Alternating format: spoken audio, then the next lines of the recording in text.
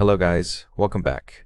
I have a Xiaomi Redmi 6i, and let me show you how to change the language on this device. At the very beginning, start from your home screen, find and select Settings, then scroll down to find and select Additional Settings.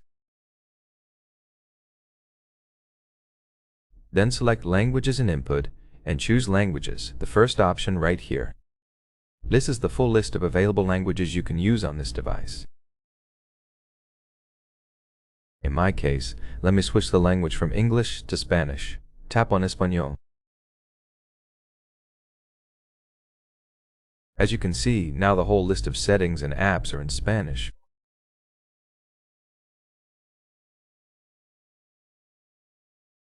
If you'd like to go back to the previous version, to English, find and select Additional Settings, scroll down, choose Languages and Input, select Languages again, and choose English.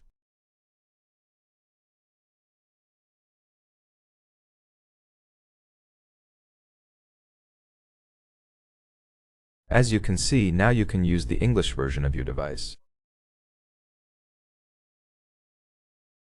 Basically, everything went well.